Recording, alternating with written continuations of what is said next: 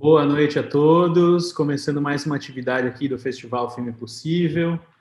Hoje a gente vai falar de curta-metragem, de mercado e tudo mais. Essa atividade de Masterclass, ela dá sequência aos cursos que a gente fez em turmas fechadas. Agora temos aulas especiais aqui, abertas ao público no YouTube, que vão ficar para quem tiver dúvidas e curiosidades sobre a produção cinematográfica. Hoje um assunto super interessante, que é o financiamento e comercialização de curtas-metragem. Então, quem está aí fazendo seus curtas, quer saber mais, quer entender alguns caminhos e possibilidades, a gente tem um convidado super especial aqui, que é o Rick Mastro. Eu vou ler um pouquinho do currículo dele. O Rick tem formação no Brasil e no exterior. Ele primeiro concluiu o curso de Artes Dramáticas na Universidade de Washington, em Seattle, no ano de 2000. Dando sequência ao seu aprimoramento, de volta ao Brasil, ele fez cinema na FAAP, Fundação Armando Álvares Penteado. Por fim, alcançou o mestrado na Universidade Anhembi Morumbi, através de um estudo em cinema e identidade LGBTQI+. Ao longo de sua carreira, escreveu e dirigiu 7 curtas-metragens que, durante suas carreiras, foram exibidos em mais de 200 festivais ao redor do mundo, tendo sido premiado em muitos deles, inclusive. Um desses títulos, Felizes para Sempre, 2009, fez parte do longa de episódios Fucking Different São Paulo 2010, cuja premiere se deu na sessão Panorama, parte integrante do Festival de Berlim, na Alemanha, em 2010. O projeto de primeiro longa do Rick teve início em 2018, o drama 7 Minutos, foi filmado e finalizado no decorrer de 2 anos e possui acordo de distribuição em diversos territórios por todo o planeta, já tendo sua estreia confirmada em países como Estados Unidos, Alemanha, França, Reino Unido, além do Sudeste Asiático. Personalidade ativa e constante no circuito de festivais de cinema LGBTQIA+, Rick Mastro atua também como curador, sendo responsável pela seleção do DIGO, Festival Internacional de Diversidade Sexual e de Gênero de Goiás. Desde a primeira edição do evento, realizada em 2015, participou também de modo determinante na criação do Recifest, o Festival de Cinema LGBTQIA+, de Recife, Pernambuco, Brasil. O Rick está aí no cinema há um tempinho, já passou por vários lugares do Brasil e do mundo. Eu achei super interessante trazer ele aqui para dividir um pouco do conhecimento dele, da experiência com comercialização dos curtas, em como levar os filmes mais adiante, entender o seu recorte de público e como fazer seu filme ser mais visto. Então, chega de falar aqui, vamos deixar para o mestre, professor, agora se apresentar e apresentar o nosso conteúdo. Uma boa aula para todos aí, um grande abraço.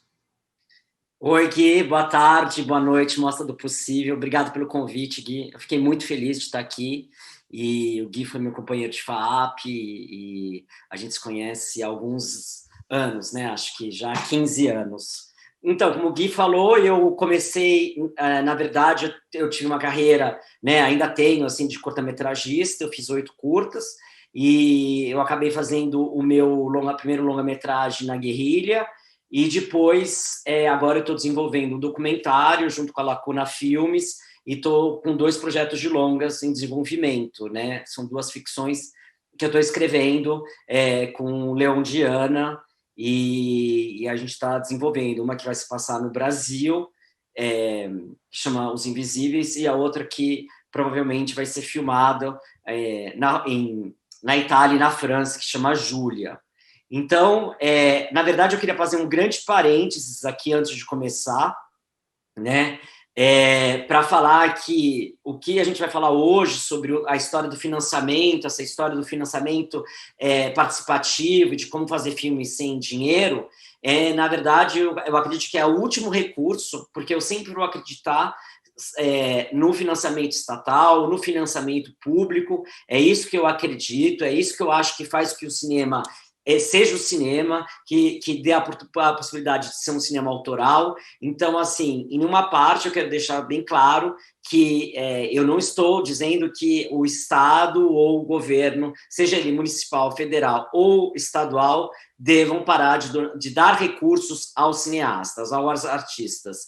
E mais do que isso, né? Na verdade, esse é um caminho que a gente faz porque muitas vezes o recurso não chega a gente. Mas, assim, a gente não pode falar assim, qualquer um pode fazer um filme, porque não é a verdade, não é a realidade. Então, esse é o parênteses que eu quero fazer, porque geralmente essa questão do financiamento participativo pode dar muita discussão. Então, assim, eu não sou a favor do 100% do financiamento privado, eu acredito muito nesse financiamento público, e é por isso que, na realidade, né, eu quero fazer cinemas em países como o Brasil, né, que tinha bastante financiamento público, e também na França, onde, de uma certa forma, eu divido meu tempo.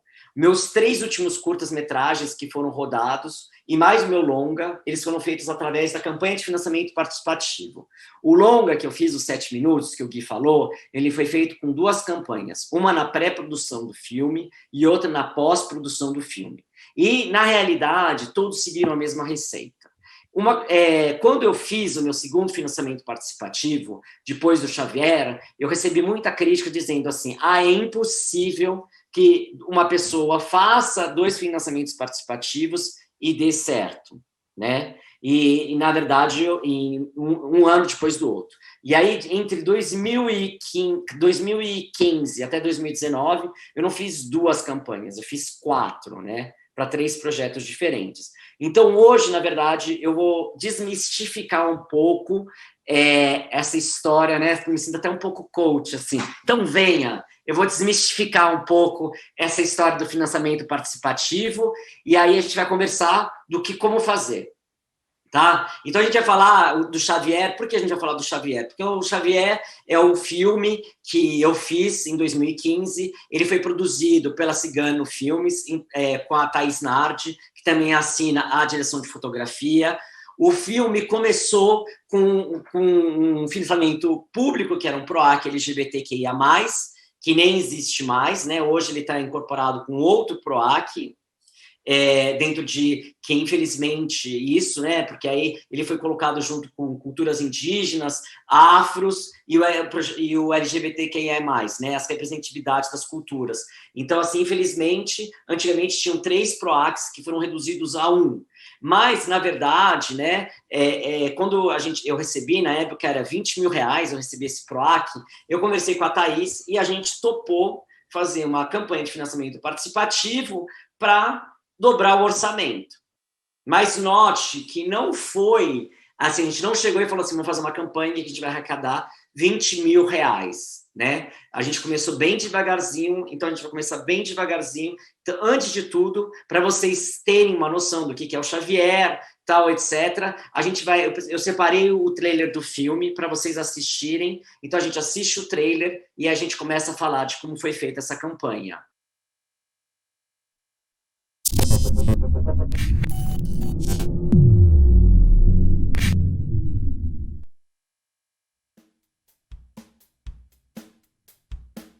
O mais grave é o fato dele não relacionar-se com os colegas.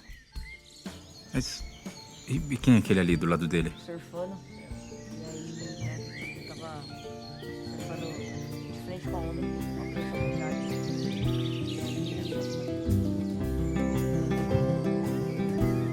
É sempre que você aprender, sabia?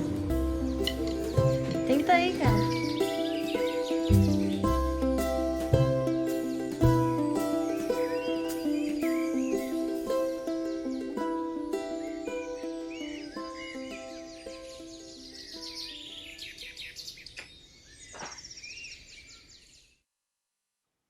Então, hoje é muito fácil a gente começar e falar sobre o Xavier, porque ele já é feito, já tem imagens, como vocês puderam ver, o filme já é feito, né? Então, quando a gente começou a pensar na campanha de financiamento participativo, a gente pensou assim, como a gente vai fazer um filme existir, algo existir, que não foi filmado? Porque é muito importante pensar que uma pessoa vai dar dinheiro para o seu projeto se o projeto existe. A gente não pode chegar e falar assim, sabe, eu tenho uma ideia de um filme incrível, de um pai que desconfia ou percebe que o seu filho tem uma atração por meninos mais velhos, que esse era o pitch do Xavier, né? E eu não poderia simplesmente chegar para as pessoas e falar assim, então dá um dinheirinho aí para o meu filme. Então, a gente pegou, na verdade, o Xavier tinha que existir antes dele existir. Então, a primeira coisa que a gente decidiu fazer é pegar uma plataforma, e aqui não estou fazendo nenhum jabá nem nada, porque a Catarse nem me deu um dinheirinho, mas aí a gente escolheu a Catarse, né, para fazer para ser uma plataforma, porque era uma plataforma respeitada. Acho que na época era uma das poucas que realmente existia, né? Então a gente resolveu colocar o filme nessa plataforma. A gente teve ajuda, a gente contratou uma pessoa para fazer as mídias sociais do filme, nos ajudar na campanha de financiamento participativo, que foi o Zé Agripino.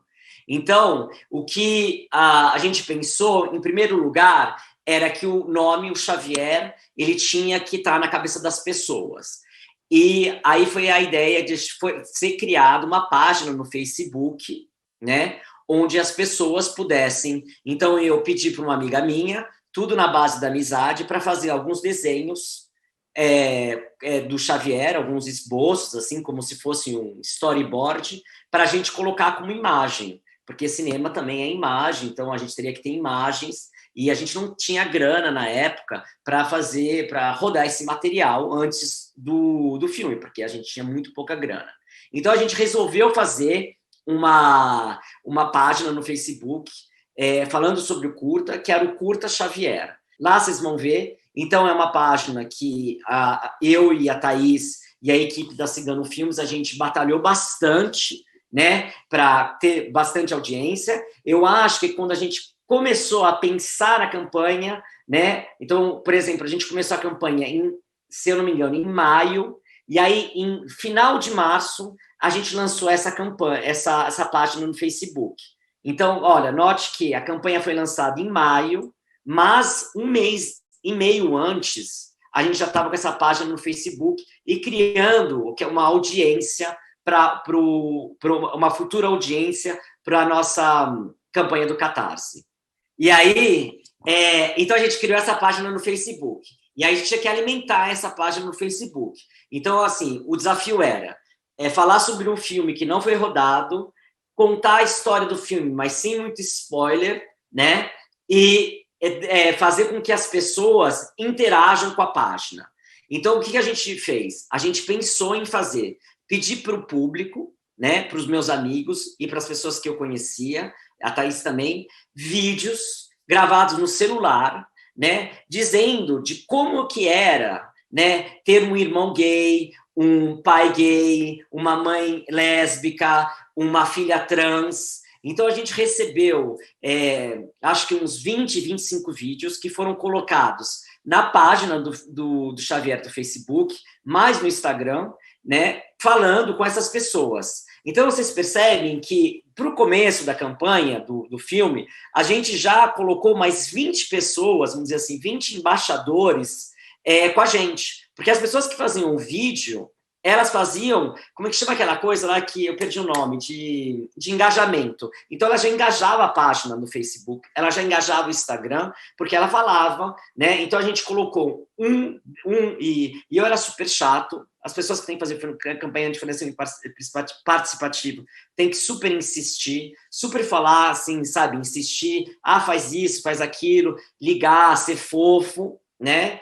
E aí, eu tinha... né, 20 depoimentos, mais ou menos 20 depoimentos de 20 pessoas diferentes do Brasil inteiro fazendo esse depoimento. E aí, no final, né, antes de lançar a campanha do Xavier no Catarse, eu lancei esse vídeo falando sobre a descoberta da sexualidade. E aí a gente separou esse vídeo e o Besourão vai colocar para vocês. Vamos lá assistir esse vídeo?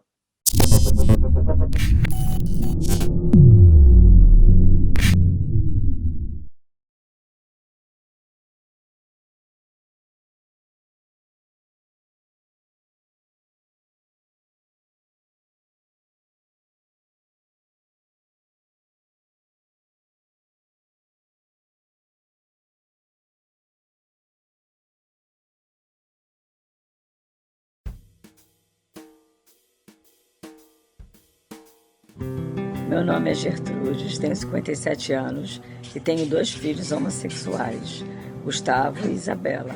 Como eu descobri minha sexualidade?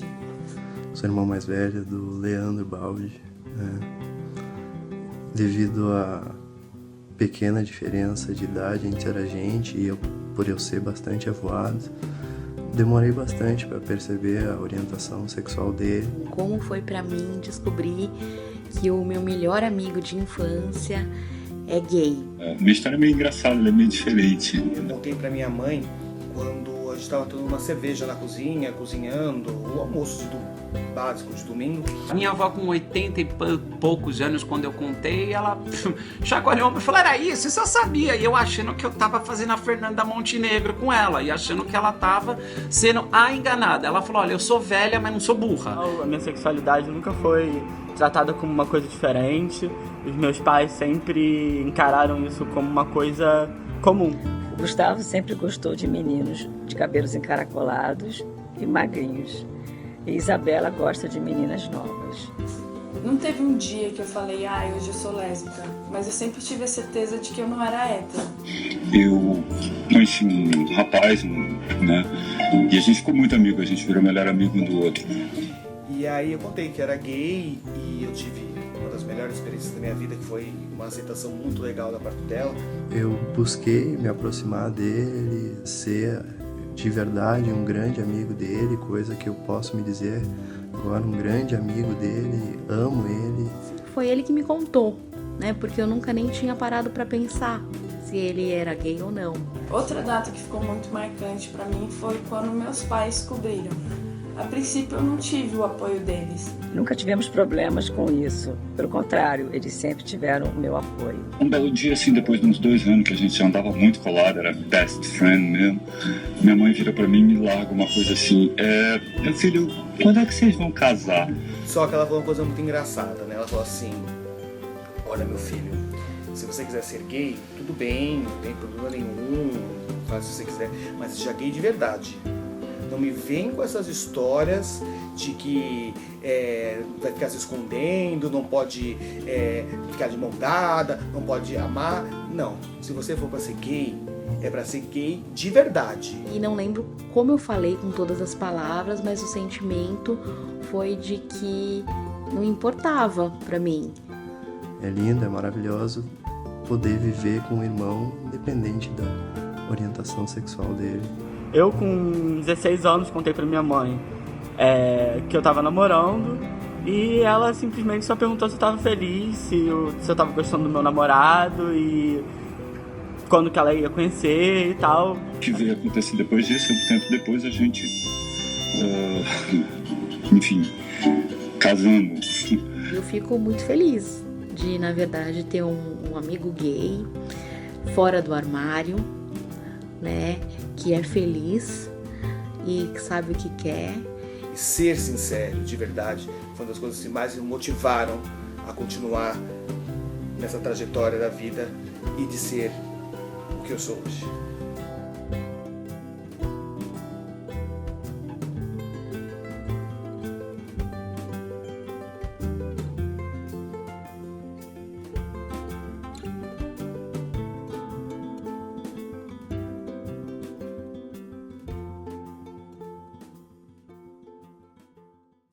Então, como vocês conseguiram ver aí, a gente teve uma série de pessoas que deram depoimento, né? Incrivelmente, depoimentos super fortes e muito pessoais. Então, quando a gente começou, né? A gente já tinha essa página no Facebook e no Instagram, a gente tinha inúmeros, o que eu chamo de embaixadores do Xavier, pessoas que estavam envolvidas de uma certa maneira ou outra, né? Em relação ao filme. Eu só queria fazer uma pausa aqui. Na verdade, assim, eu aprendi tudo isso, gente. Não é porque, nossa, a bicha chegou e pensou, e que incrível, tal. O que me chamou a atenção é que quando eu comecei a falar sobre a possibilidade de fazer uma campanha de financiamento participativo, um dos meus professores da FAAP, que é o professor André Gatti, chegou para mim e falou assim: olha, toma cuidado, porque 2/3 das campanhas elas não funcionam, elas não dão certo. Então, na verdade, eu não queria perder, então eu queria fazer uma campanha que fosse bem sucedida, e então eu cheguei e conversei com muitas pessoas, assisti aulas e perguntei conselhos das pessoas e contratei também o Zé Agripino para fazer as mídias sociais. E foi uma escola muito bacana que eu tive junto com o Zé. E discutia muito, assim, na verdade, debatia muito, que a palavra é correta, debatia muito com a Thaís na arte, que era a produtora do filme, e a gente juntos decidíamos como ia ser a campanha. Então, assim, a gente tinha esses embaixadores da página do Facebook, a gente já tinha um engajamento na página do Facebook, já tinha o Instagram, e aí a gente decidiu fazer o quê? A gente decidiu lançar a campanha. Uma coisa super importante que muita gente esquece em relação à campanha de financiamento participativo é fazer o quê? É chegar e lançar a campanha de financiamento participativo durante a pré-produção do filme, ou a produção. Então, por exemplo, a gente tinha decidido de filmar o Xavier em julho. Então, muita gente faria esse erro de fazer a campanha em junho, por exemplo. Então, não. A gente fez a campanha 2 meses antes, né? 2 meses antes, e a campanha tinha que terminar. Eu lembro que a campanha terminou, acho que no dia 5 de junho, e a gente ia filmar no dia 29. Por quê? Porque a gente ia dar tempo de refazer o orçamento do filme, caso a campanha não desse certo, né? Caso a campanha desse certo, a gente poderia refazer no sentido positivo o orçamento, e a gente ia ter junho inteiro e julho inteiro para fazer a pré-produção do filme, né? Então, isso é muito importante. A gente está falando de um curta-metragem de 15 minutos. Então, o primeiro conselho que eu dou para vocês é de realmente planejar, fazer esse cronograma muito bem feito. Então, só para fazer uma recapitulativa. Então, antes assim, se o filme, vamos dar, por exemplo, o filme de vocês, começa em julho, a gente tem as filmagens em julho. A campanha de financiamento de participativo tem que terminar em maio. E aí, se você fizer 2 meses de campanha ou 6 semanas de campanha, a campanha tem que começar mais ou menos final de março ou começo de abril. E a página no Facebook ou nas mídias sociais, elas têm que começar em fevereiro. Então, vejam o planejamento que você tem que ter, né, para lançar a campanha, né? Então, assim, a gente está falando de uma campanha que eu estou pensando a partir de final de janeiro, começo de fevereiro, para ela terminar em maio, né? E para eu ter o dinheiro para eu fazer meu filme. Então, o financiamento participativo é um trabalho que durante a campanha você vai ter que trabalhar mais ou menos de 6 a 8 horas por dia, falando com as pessoas, conversando, mandando mensagens fofas, ligando, deixando um recadinho no WhatsApp, pensando em memes. Então, é um trabalho. Então, assim, não deixe, isso é muito importante, não deixe essa campanha de financiamento participativo ela ficar perto da produção do seu filme e do seu evento. Já que a gente está falando no Festival de Cinema, ano passado, devido à pandemia, eu vi inúmeros festivais de cinema fazendo campanhas de financiamento participativo e, assim, 80% deles faziam esse erro de chegar e fazer, na mesma hora, ou um mês antes do festival, a campanha de financiamento participativo. Então, você não tinha nem tempo para divulgar a programação do seu festival, nem o tempo de divulgar a sua campanha de financiamento participativo. Então, isso é super importante. Esse planejamento tem que vir e é uma condição sine qua non para dar certo a campanha, tá? Então, vamos assim. Então, você já fez, vamos voltar. A gente já fez a página no Facebook, já fez agora, a gente tem Instagram, TikTok, né? Já fez no Twitter, você já conseguiu engajar uma certa audiência, você já conseguiu seus embaixadores criando um conteúdo para essas páginas, né? Porque hoje em dia você pode pedir para as pessoas gravarem um vídeo. É bacana? Elas gostam? Não, muita pouca gente gosta. Eu não gosto, eu detesto. A pior coisa que pode acontecer é fazer esse tipo de experiência aqui, né? Mas a gente faz, eu faço tudo pelo Gui. E o que acontece? Porque, assim, essa coisa virtual é muito difícil, né? Você está na sua casa e tal. Mas é muito importante que você peça, daí você vai ter esses embaixadores do seu projeto. Então, você já tem os embaixadores do seu projeto, você já tem as suas páginas nas redes sociais, e aí você vai lançar a sua campanha. E aí, na hora que você vai lançar a campanha, você tem que fazer um vídeo. Olha que interessante. Em 2015, né, esse vídeo, eu não queria colocar eu na frente da câmera, falando assim como, tipo, o diretor que fala, tal, etc. Então, eu chamei um amigo meu, que é um ator chamado Rodolfo Valente, para fazer esse vídeo, e aí a gente colocou na página do Catarse. Então, agora a gente vai dar uma checada na página do Catarse e no vídeo que o Rodolfo fez pra gente. Oi, tudo bom? O meu nome é Rodolfo e eu tô aqui com a missão de contar a história do filho do Nicolas, o Xavier. Tudo começou quando o Nicolas foi chamado na escola do filho porque a diretora começou a achar estranho que o Xavier estivesse muito próximo de um garoto um pouco mais velho que ele. Enquanto o Xavier tinha 11 anos, o outro garoto tinha 13 anos. Depois de alguns dias, o Nicolas começou a perceber que o filho estava passando por uma mudança. Toda vez que ele via algum garoto como aquele da escola, o Xavier ficava mais vivo, mais alegre, até ria à toa. Então o Nicolas entendeu que o Xavier estava passando por uma fase de descoberta. Descoberta de que tipo de garotos ele gostava. E o Nicolas mesmo se lembrou quando ele próprio passou por esse momento de descobrir que gostava de garotas. E ficou muito feliz por poder estar acompanhando essa fase da vida do filho. Bacana essa história, não? O Rick também achou e junto com o Eduardo Matos roteirizaram essa história para o cinema. E durante a última semana recebemos vários depoimentos de pessoas que, assim como o Nicolas e o Xavier, também passaram por esse processo. Veja uma dessas histórias. Meu nome é Gertrudes, tenho 57 anos e tenho 2 filhos homossexuais, Gustavo e Isabela. O Gustavo sempre gostou de meninos de cabelos encaracolados e magrinhos. E Isabela gosta de meninas novas. Nunca tivemos problemas com isso. Pelo contrário, eles sempre tiveram o meu apoio. E aí, curtiu? Bom, agora só falta você. O curta já ganhou o prêmio PROAC de apoio a manifestações LGBT, mas a gente ainda precisa muito da sua ajuda para fazer do Xavier um grande filme. E você pode nos ajudar através dessa campanha de financiamento coletivo. Aí, para aqueles que derem o seu apoio, daremos contrapartidas incríveis que estão descritas aqui no site. Eu espero muito contar com a sua ajuda e dos seus amigos também. Tchau. Bom, espero que vocês tenham gostado do vídeo. E aí você vê que de uma maneira bem simples, ele explica a história, ele convida as pessoas para contribuir com a campanha, né? Então, e aí a gente mandou pro Catarse para aprovar. Depende do site, eles demoram uma semana, 48 horas para aprovar a página e a página está no ar, né? A nossa campanha, existe hoje 2 tipos de campanha nesse site de financiamento participativo, uma que chama Tudo ou Nada, né? E a outra que chama Flexível, Flex, alguma coisa assim. A gente percebeu que se a gente fizesse a campanha Tudo ou Nada, ela era mais emocionante, porque a gente ia morrer de ataque cardíaco, né? Se não rolasse, e também porque as pessoas iam dar mais credibilidade. Campanhas que são tudo ou nada, elas são muito mais, tem muito mais credibilidade do que as campanhas de meta flexível. Por que disso? Porque a pessoa que está contribuindo, gente, ela quer contribuir num projeto que foi pensado, porque você tem que pensar, ela está dando um dinheiro dela, né? Então, assim, é que nem você comprar um produto, você vai chegar e vai comprar um produto que vão falar assim, vai funcionar mais ou menos, e prestem muita atenção.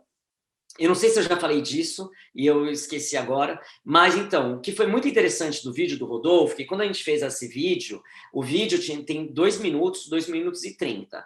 Hoje em dia, né, devido a tudo, as stories, ao TikTok e tal, etc., eu aconselharia vocês fazer um vídeo de, no máximo, 1 minuto, tá? Então, para colocar na página do seu projeto, eu aconselharia, no máximo, 1 minuto. Um vídeo que tenha mais de 1 minuto, já começa a ficar um pouco, as pessoas já começam a não assistir. E nessa época do Rodolfo, a gente não colocou as legendas no que ele falava. Então, eu aconselho vocês também a colocar legendas, né, em português, para a pessoa poder assistir também, sei lá, no busão, ou no metrô, ou no consultório médico, sem o som, para aí você não perder também esse engajamento da pessoa que assiste o vídeo e não pode assistir com o som. Então é isso, então a gente já estava tudo pronto, campanha aprovada, e aí como é que a gente vai pensar quanto a gente vai pedir? Então, uma coisa que eu sugiro para vocês é o seguinte, é não pedir o valor total que vocês pensam em pedir. Eu sei que parece muito louco isso, mas vocês têm que fazer um orçamento do seu filme e falar assim, quanto eu preciso de dinheiro? Vamos dizer assim que você precise R$10.000. Então, esse R$10.000 para fazer essa campanha de financiamento participativo. Eu faço meu filme com 5? Se eu fizer meu filme com 5, mesmo que seja assim, tipo, sofrendo, né, tipo, quase matando a equipe, né, eu aconselho fazer a primeira meta de 5 mil. Por quê? Porque é muito melhor ter 5 mil do que não ter nada. Então a gente começa com 5 mil, né? Então eu comecei com um valor bem baixo na minha campanha, com a possibilidade de aumentar essas minhas metas. Por quê? Porque as pessoas também, isso já foi provado, elas gostam de contribuir para projetos que são bem-sucedidos. Então, a partir do momento que você atinge a primeira meta, você vai ter muita... É que nem cassino, é que nem jogo, assim. As pessoas vão chegar e falar assim, não, eu vou dar mais, eu vou dar mais, eu vou dar mais, e as pessoas vão dando. Então, começa com um valor super baixo, né? Não super baixo, mas com valor, assim, vamos dizer assim, 1/3 do que você quer realmente arrecadar, e aí você vai aumentando. Mas antes de falar desse aumento, né, de metas, eu queria falar do lançamento do dia D. Assim, eu vou lançar minha campanha e vou colocar na internet. Um erro que eu vejo a cada 10 campanhas que eu vejo na internet, 9 fazem esse erro, certo? É de lançar a campanha com 0% de apoio. R$0. Então, não façam isso. Então, liguem para a sua madrinha, o seu padrinho, a sua tia, o seu primo, aquele casinho que você encontrou na boate, que acabou transando no banheiro, todas as pessoas que você conhece que podem dar 5, 10, 15 reais, certo? E não divulguem a campanha, nem na página do seu projeto, nem na sua página pessoal, da sua rede social, antes que você tenha arrecadado pelo menos 10% do valor estipulado. Então, vamos dizer assim, se a sua campanha começa com R$3.000, você tem que, pelo menos, 300 a 500 reais, você começa a divulgar. E você pode falar para as pessoas, você pode falar para os seus parentes, para os seus amigos, falar assim, mana, me ajuda aí porque eu tenho que decolar essa campanha, né? Porque, assim, você tem que ser capaz de, pelo menos, vender esse projeto para as pessoas mais próximas de você. Então, se você não consegue, né, vender para o seu namorado, né, para o seu casinho, para o carinha, né, que trabalha e você faz uns chavecos, para sua amiga, que é, sabe, amiga da produtora, tem que ter esse apoio inicial. Então, com esse apoio inicial, você lança a sua campanha nas redes sociais, porque daí as pessoas, na hora que clicar, né, no WhatsApp, ou no Instagram, ou no Facebook, ou no Twitter, qualquer que seja a rede social, já vai ver e falar assim, esse projeto já está dando certo. Porque a probabilidade de uma pessoa, né, participar, e você nunca fala doar, isso é muito importante, hein? A semântica é muito importante nessa hora. Você não pede, você pode doar para o meu projeto? Você vai participar desse projeto. Então, você participa através da participação de R$10, de R$20, de R$30, tá? Então, esses valores também, eles são estipulados pelos sites e a gente tem as chamadas contrapartidas. E na hora que a gente está fazendo as contrapartidas, eu vejo também um erro muito comum das pessoas prometerem muitas coisas, assim, tipo, se você me der, se você der R$500, comprar a cota de R$500, né, participar com R$500, eu prometo beijar sua boca, ou você vai jantar na casa da minha tia, que mora não sei onde, ou a gente vai fazer um churrascão para você. Não faça isso. Dentro do orçamento da sua campanha de financiamento participativo, as suas contrapartidas têm que ser, no máximo, 10% da sua campanha.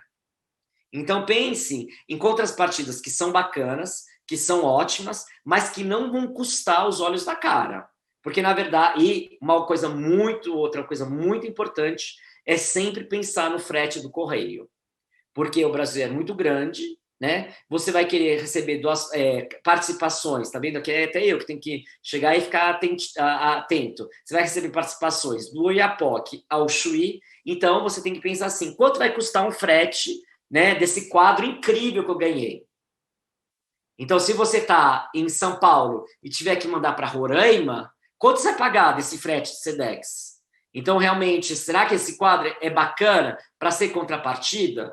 Eu também não sou muito a favor de chegar e falar ainda para o cara que participou da sua campanha, olha, eu vou te dar o quadro, só que você paga o frete do correio.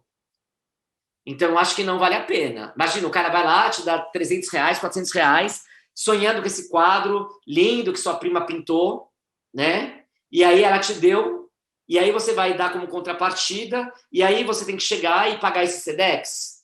E aí esse Sedex vai custar R$100. Então, na verdade, o cara só te deu 200. Então, você tem que tomar cuidado com isso. Então, tomar muito cuidado com os tipos de contrapartidas que você vai oferecer. Tá? E aí, a partir do momento que você atinge a primeira meta, você vai pegando o mailing e aí você vai fazendo desafios para a segunda e a terceira meta. Se eu não me engano, e eu posso estar enganado, mas eu acho que o Xavier teve até 4 metas. Tá? A gente atingiu 4 metas e no final o Xavier arrecadou quase 300% do valor inicial que a gente estava pedindo. Então, a gente chegava na primeira meta e falava assim, se a gente chegar na segunda meta, a gente vai sortear 3 DVDs. A gente vai ter um vídeo do ator principal do filme falando, vamos sortear um vídeo do Gregório, que na verdade é o Xavier, o André Guerreiro Lopes. A gente vai dar uma camiseta. Então, a gente tinha essas metas com esses brindes, assim. Então, isso fazia com que a gente sempre tivesse engajamento. E também, nas nossas redes sociais, a gente falava assim, yes! A gente chegou à primeira meta. Vamos participar, gente! Então, aquela mana que você ligou pedindo, pelo amor de Deus, para te dar R$5 para atingir as 10% da sua campanha, você já chegava, ligava de novo e falava assim, mana, agora dá, se você chegar e a gente atingir a segunda meta, tem esse cara chamado Besouro na minha produção que você vai receber um beijo dele. Você entendeu? Então, assim, tem todos esses tipos de prêmios e sempre pensando no orçamento do seu filme, certo? Para conseguir chegar à segunda meta. Chegando à segunda meta, e é lógico dizendo o que você vai fazer com esse dinheiro extra. Então, é bacana, por exemplo, chegar e falar assim, com esse segunda meta, a gente vai poder fazer o DCP, a gente vai poder imprimir mais pôsteres, a gente vai poder mandar para mais festival. Chegou na terceira meta, a gente vai poder ter um set de filmagem com uma alimentação melhor, com catering melhor. A gente vai conseguir, em vez de filmar com uma câmera, com uma 5D, a gente vai filmar com uma Red. Você entendeu? Olha o orçamento, né? Tipo de uma 5D para uma Red. Mas aqui é Hollywood, gente. Aqui é a mostra do filme possível. Então, é isso. Então, você tinha que fazer essas metas, né? E a gente vai pegando e vai aumentando conforme as metas são atingidas. E aí, como falei, no caso do Xavier, a gente chegou a 300% do valor inicial, tá? E, então, se vocês tiverem alguma dúvida, perguntem para o Gui, porque ele é o responsável aqui da mostra, e a gente também vai mostrar o site do Xavier, vocês podem olhar também no Catarse, onde vocês vão ver todas as metas que a gente atingiu, todas as contrapartidas que a gente fez, e lembrando que o filme já tem 6 anos, a gente fez essa campanha em 2015. O filme terminado. Então, a gente foi lá, fez o filme, rodou, e aí? O filme terminou, o que eu devo fazer? Como é que preparo o curta-metragem para os festivais? Então, na verdade, eu falo sempre que quando você fez o filme, então assim, a gente já fez a correção de cor, a gente já montou, a gente já fez tudo, né? A gente fechou o corte final, vamos mandar para os festivais. Primeira coisa para se pensar, a gente vai mandar para festivais nacionais e vamos mandar para festivais internacionais. Então, não esquecendo que sua lista de diálogos, né, tem que ter diálogos em inglês. Por favor, eu faço muita programação de festival internacional. Você não pode colocar essas legendas no Google Translator. Então, procure alguém que possa corrigir com você. Se você não fala inglês, procure alguém que fale inglês, faça a tradução das suas legendas. E aí procure 2 outras pessoas que não conhecem essa primeira pessoa para revisar as legendas dessas pessoas. Porque, na verdade, se você pensar, se você quer atingir o mercado internacional com seu filme, as legendas em inglês, é uma condição que tem que ser feita, e ela tem que ser bem feita. Então, para mim, é muito difícil. Por exemplo, eu já fiz na França, vou dar até um exemplo. O Digo, que é o festival que eu faço programação, que nem o Gui falou, às vezes, países latinos que falam em espanhol não mandam as legendas em português. E eu fico puto da cara. Porque no Brasil a gente não fala espanhol, e eu, como curador, eu não tenho obrigação nenhuma de falar espanhol. E no regulamento do festival está muito claro lá, legendas em português ou em inglês. Ah, mas espanhol é muito perto. Ah, eu falo portunhol. Não, é uma outra língua, tem outros significados as palavras, então é muito importante isso. Então, assim, legenda o filme em português, em inglês, né? Faz o corte final, né? Hoje em dia tem a SRT, né? Que as legendas são super fáceis. E aí, depois disso, a gente tem que pensar na sinopse do filme. A sinopse do filme tem que ser uma sinopse que você tem que pensar que ela não é uma sinopse artística, ela tem que ser uma coisa que vai pegar a atenção do programador que vai ler a sinopse do seu filme. Então, ela tem que ser curta, porque é um curta, né? Não faça um sinopse de uma página, tem que ser um parágrafo, e ela tem que ser muito eficaz, né? E não pode deixar assim, não é também a sinopse do filme para mim, a sinopse pode ter final. Tem que ter final, na verdade. Porque eu vou ler a sinopse e vou entender o que seu filme é. Curta, né? Se você quiser, versão em português e em inglês. Mais uma vez, não vale pegar a sinopse, jogar no Google Translator e fazer a sinopse em inglês. Ela tem que ser pensada e traduzida para ela ser totalmente clara, assim como a sinopse em português. Então, eu tenho a sinopse do filme, as fotos do filme, tá? As fotos do filme, e aí eu separei 3 fotos para vocês, que são chamados stills. Eles são objetos, assim, de promoção do filme muito importante.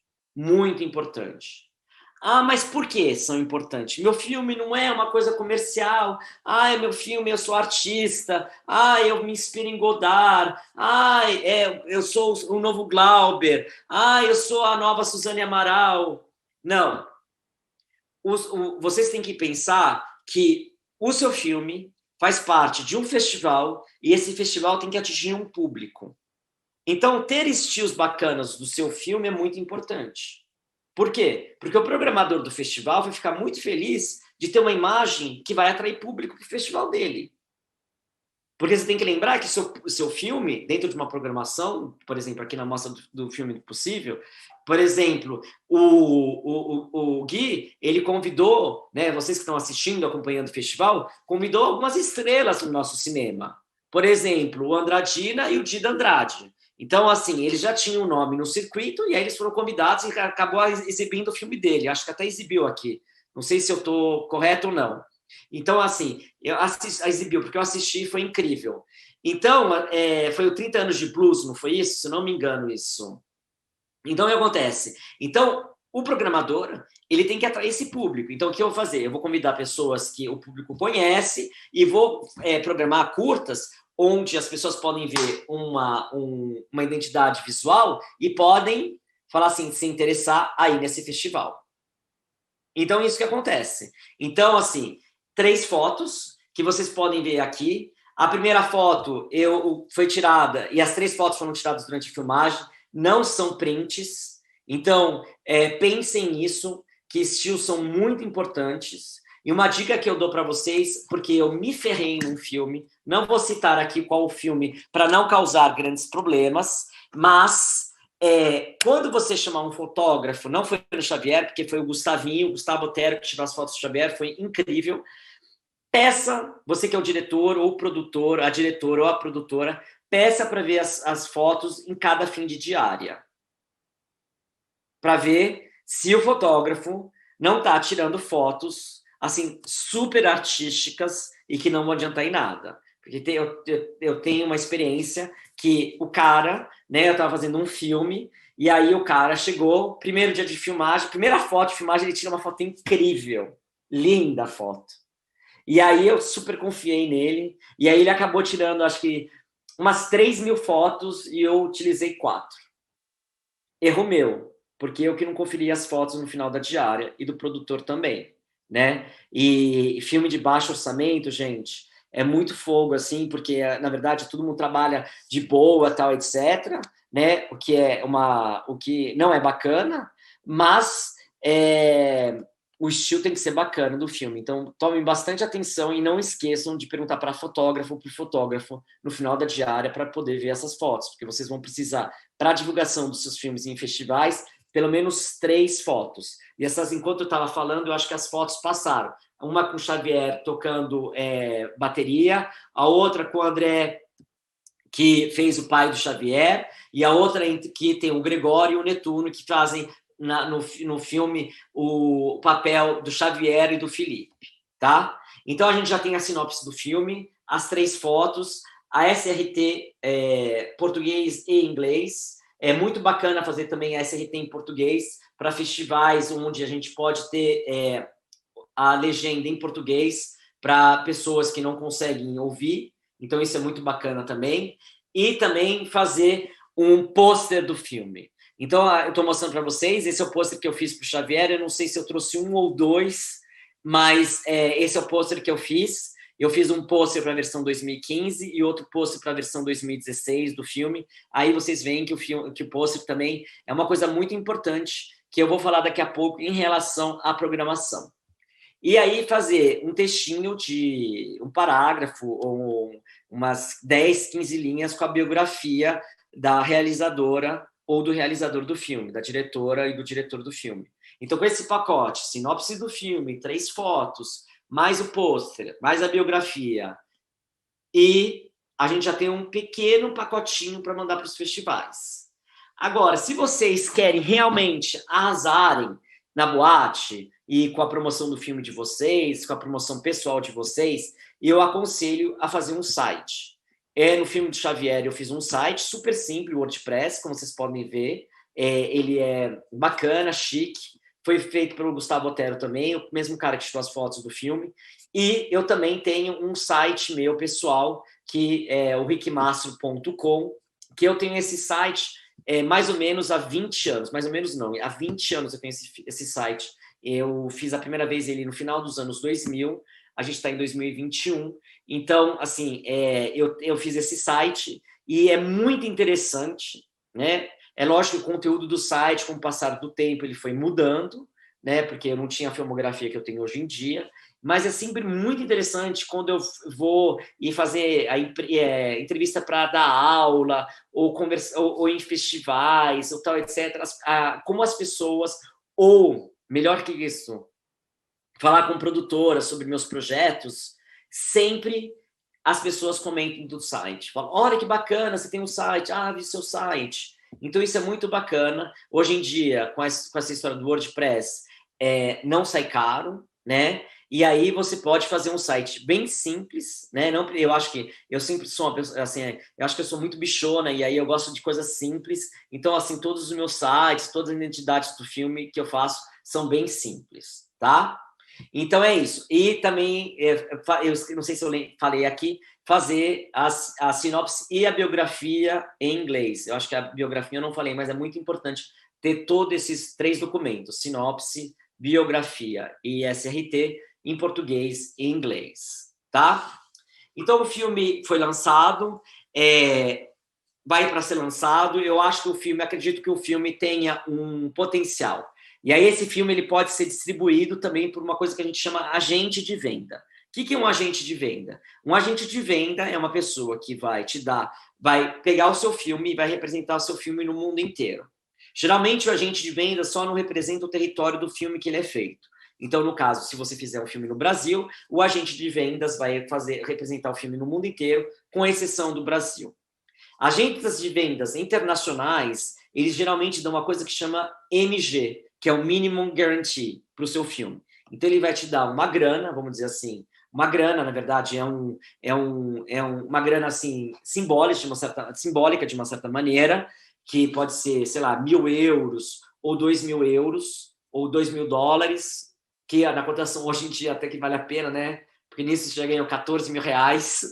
E aí ele vai ser responsável por representar o seu filme. Então ele vai mandar para festivais, ele vai mandar o seu filme, vai tentar vender ele para as plataformas, em DVD, em SVOD, em VOD, em avião, tal, etc.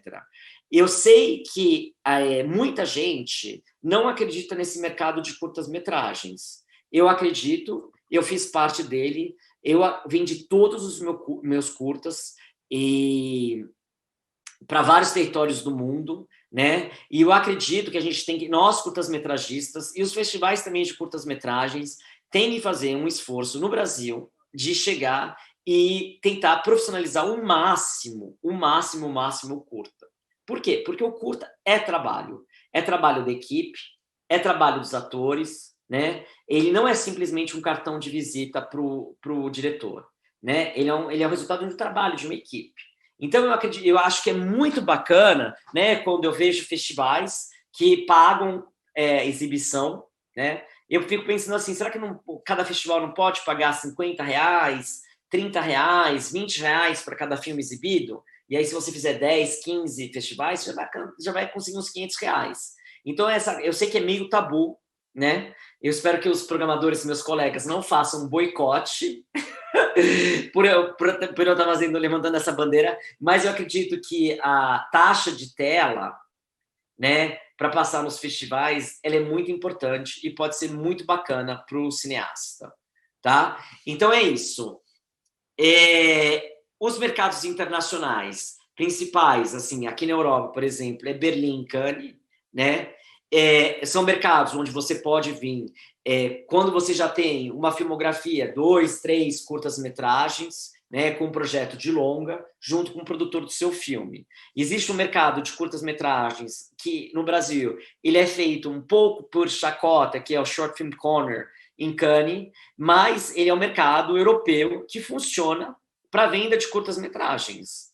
Então, assim, é que as pessoas sacaneiam, né? Porque geralmente as pessoas porque você não é selecionado, né? Você chega e paga a taxa e você entra no mercado, no Short Film Corner, por exemplo. E aí as pessoas falam, eu tô em Cannes e tal, etc.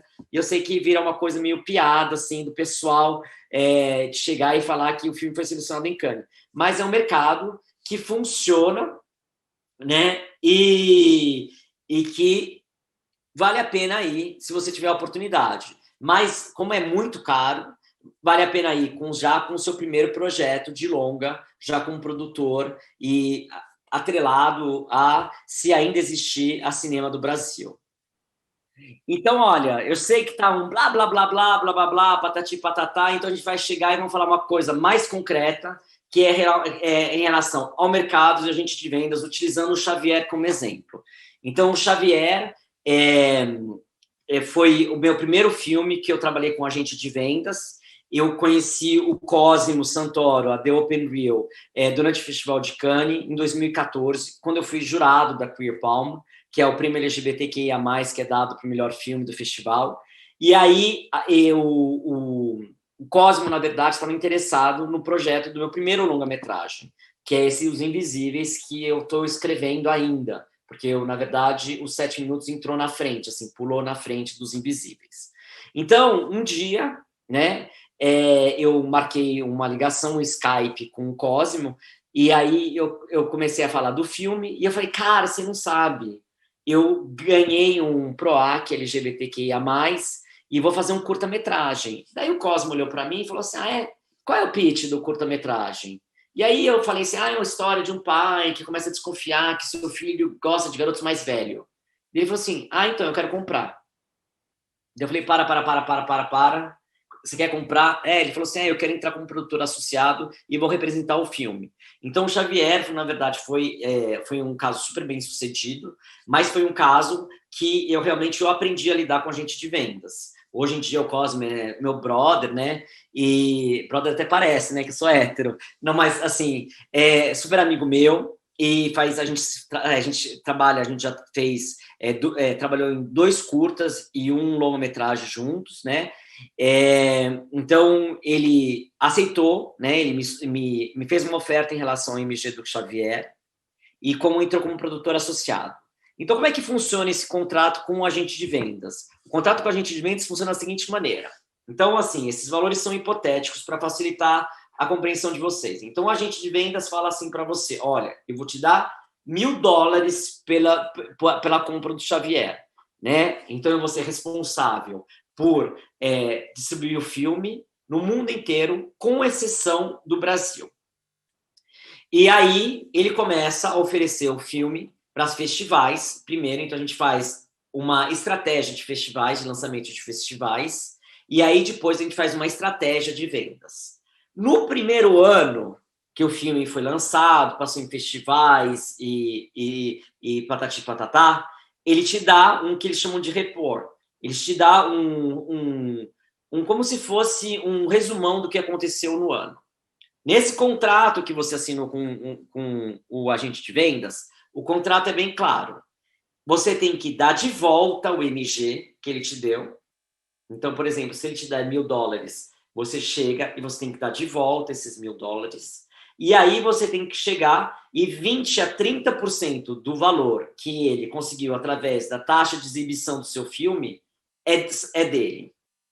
Entendeu? Só que, lembre-se que, por exemplo, se seu filme começa a ganhar, vamos dizer assim, $100, né? Se ele ganhar 20, o 80 que vale para pagar os 1.000. Entendeu? Então, essa relação você tem que tomar muito cuidado se vai ser 20% ou 30%. E mais uma dica. Você tem que ver o máximo que ele vai gastar por ano, né, no primeiro e no segundo ano, de divulgação do seu filme. Então, geralmente, para curta-metragem, eu acho que um agente de venda cobra, sei lá, 1.000 ou 2.000 euros ou dólares para fazer a divulgação do seu filme, e no segundo ano, geralmente, é a metade.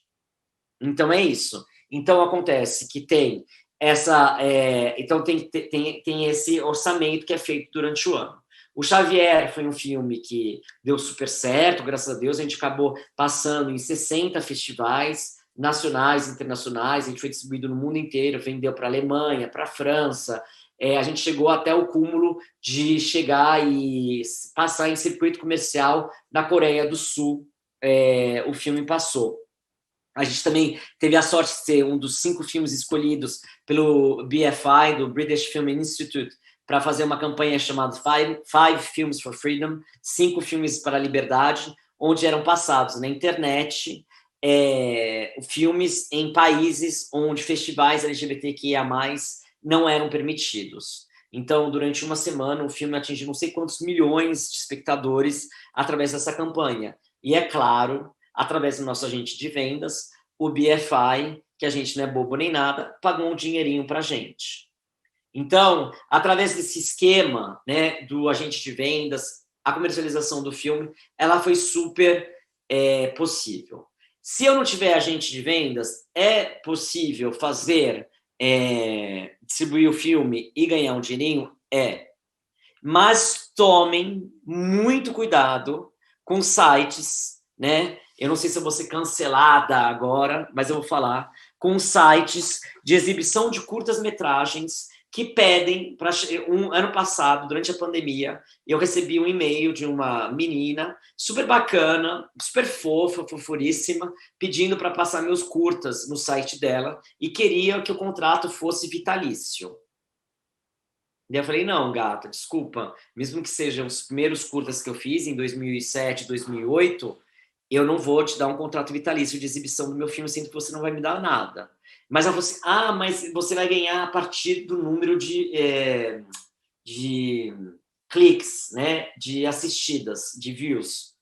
E aí eu falei, daí eu fui fazer as contas, foi tão engraçado, eu falei assim, gente, mas esse filme tem que ter no mínimo 1 milhão de pessoas para ganhar $100, sabe? Então, assim, você tem que ter, você tem que fazer, um sucesso, né, você tem que ser, Madonna, nem Madonna, Juliette hoje, do Big Brother Brasil, né, esse filme vai virar datado, mas, assim, tem que ser a Juliette para você ganhar uma grana com o seu filme. Então, tome muito cuidado, principalmente, prefira ganhar um dinheirinho, assim, eu vou te pagar, sei lá, R$100, R$300 para exibir seu filme, e esse seu filme vai ficar no meu site durante, sei lá, 6 meses, do que pegar dinheiro através de cliques.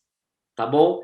E lá, agora a gente vai falar um pouco, então, se vocês tiverem algumas dúvidas, tal, etc., pode chegar e me procurar. Vocês têm o meu site, é rickmasso.com, rick@rickmasso.com. E agora a gente vai falar um pouquinho sobre essa história, sobre, além de cineasta, eu também faço curadoria de festivais. Eu faço curadoria de festivais já faz algum tempinho. Eu comecei mais ou menos em 2012, quando eu estava fazendo um mestrado em identidades LGBTQIA+, e aí eu comecei a fazer curadorias de filmes e em festivais. Já fiz tanto no Brasil, quanto na França, quanto nos Estados Unidos. E aí, desde 2015, eu e o Cristiano Souza, a gente faz a curadoria do Digo. Antes disso, eu bolei com o Rutilio, que infelizmente morreu antes do Recifest acontecer, o festival, o Recifest, que foi o primeiro festival LGBTQIA+, de Recife, que acho que, se não me engano, está na 5ª ou 6ª edição, feito pela Carla Francini atualmente, uma pessoa incrível que eu amo muito. Beijo, Carla! Será que ela está assistindo, gente? Quem será que está assistindo até agora, hein, gente? Essa é a pergunta. Quem será que está assim? 1 hora já de aula aqui comigo. Bom, o melhor veio para o último. Se vocês ficaram aqui, tá ótimo, porque agora eu vou explicar como é que funciona a minha cabeça de curador. Então, lembra que eu falei sobre essa coisa das fotos e do pôster? Então, existem algumas plataformas de curadoria que você recebe não uma planilha de Excel, mas uma planilha de fotos ou de pôsteres para clicar e assistir o filme. Então, se seu filme tiver uma foto ou um pôster incrível, eu vou clicar para assistir. E ele vai ser primeiro. Eu não vou assistir ele no final do dia, por exemplo. Então, você já ganha com o meu clique. Então, por isso que é muito importante, além da foto e do festival, ele dá a audiência para o festival. Durante a seleção do festival, é muito importante, né, que a foto ou o pôster, ele possa pegar, principalmente se o festival tiver nesse tipo de plataforma, ela pode ter um impacto, né, porque o seu filme pode ser assistido em primeiro lugar, tá? Então, como é que funciona a curadoria? Então, geralmente, o curador, eu assisto para o Digo uns 400, 500 curtas-metragens, a gente assiste uns 100 longas-metragens, e aí a gente começa a pensar no recorte que o festival vai ter.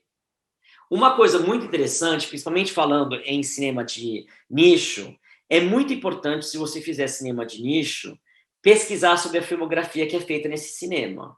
Porque hoje em dia, né, eu vejo assim, não basta, por exemplo, no sentido de cinema LGBTQIA+, não basta ter um corpo LGBTQIA+, para fazer um filme LGBTQIA+. Por que isso não basta? Porque muitas vezes, alguns filmes que eu assisto, eu já vi. Sabe, eu vi na edição do Digo de 2017, na edição do Digo de 2016, mesmo de 2015. Então, assim, é muito importante conhecer a filmografia se você estiver fazendo um filme de nicho, tá? Uma coisa que eu ouço muito, eu vejo, leio nas redes sociais, são de jovens cineastas, diretoras e diretoras, assim, putos da cara porque não receberam um feedback do festival, né? Então, por que esse festival, o festival não dá feedback? Por que eu não dou feedback? Por que a maioria dos festivais não dão feedback? Por que eu não tenho retorno se a pessoa gostou ou não gostou do meu filme? Porque a gente ganha muito mal. Geralmente, quem é curador, né, é curador e também um monte de coisa, porque geralmente o festival, infelizmente, ele não tem recursos, né? São raros os festivais onde a curadoria são feitas por pessoas que recebem, né? Que recebem muito bem com um salário fixo para poder trabalhar assim o ano inteiro dentro do festival. Então essa falta, e também porque hoje em dia com o digital, assim, são muitas inscrições, né? Alguns festivais que eu trabalho, por exemplo, eu nem faço a primeira peneira. Existe alguma pessoa que faz a primeira peneira do filme, né, do festival, que separa assim um número para cada curador assistir, e aí cada curador assiste um pedaço, assim, sei lá, 200, 300 curtas-metragens, e lá a gente discute, a gente escolhe, sei lá, nossos 20 favoritos, e aí, desses, vamos dizer assim, se tiver 4 curadores, desses 80 sai a programação de 20. Então, é muito importante, né, pensar que fazer, e eu sempre falo assim, é muito engraçado a pessoa que faz cinema, por exemplo, a diretora ou o diretor, que eu falei assim, gente, é que nem fazer um casting. Se você está fazendo um casting, você vê 20 atores e 20 atrizes, você não vai ligar para... Eu sei que seria o ideal fazer isso, mas você não vai ligar para os 20 e falar, olha, desculpe, foi mal, eu não te escolhi por causa disso, por causa daquilo. Por que você não vai fazer isso? Porque você não tem grana, porque você não tem condições. Então, assim, não fiquem chateados se vocês não tiverem retorno. E a escolha, dentro de uma programação do festival, de um filme, ela não é, na verdade, o seu filme quer dizer que seu filme é ruim. Mas, na verdade, pode ser que ele não se encaixe dentro da programação do festival. Então, não leve no sentido, tipo, sei lá, essa curadora não gostou do meu filme. Meus filmes não passam nesse festival. Mas é porque, primeiro, o seu curta-metragem pode não ter a cara do festival ou a cara dos espectadores que vão no festival. Então, existem alguns festivais, né, tanto no Brasil quanto no exterior, que o público já tem uma cara. Então, ele vai para o festival procurando uma certa identidade. Então, se seu filme não encaixa na identidade do festival, ele, claro, que não vai ser selecionado.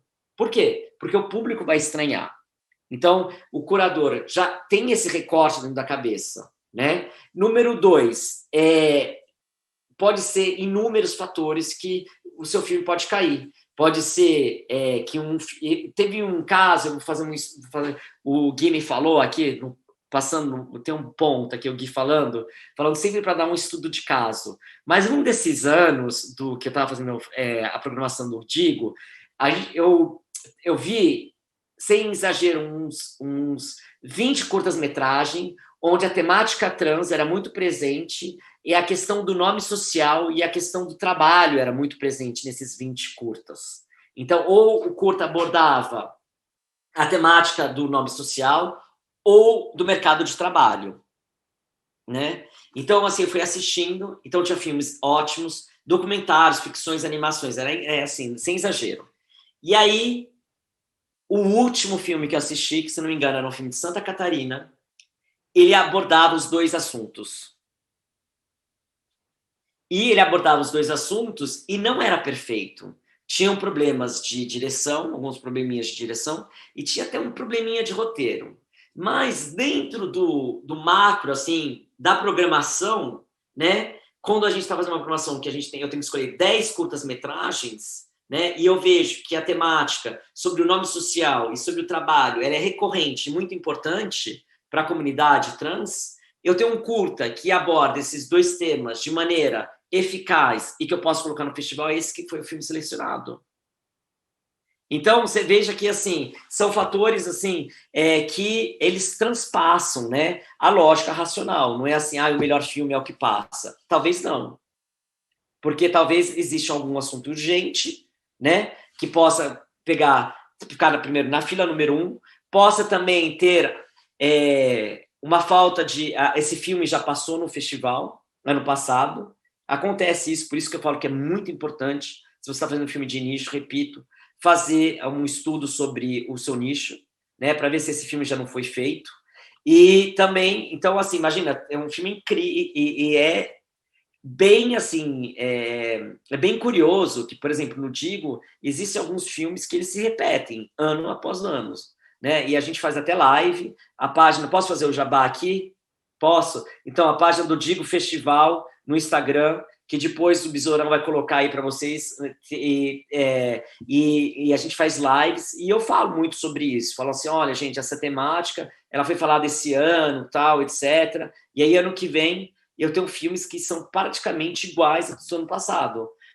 Às vezes os filmes são muito bem feitos, mas aí eu fico pensando, será que eu coloco um assunto original, será que eu não coloco uma história original, entende? E eu vou privilegiar, talvez, quase com certeza, o filme original. E é isso, gente. Eu acho que eu falei demais. se eu estou com certo com o meu relógio, a aula deve estar mais ou menos de 1h15, 1h30.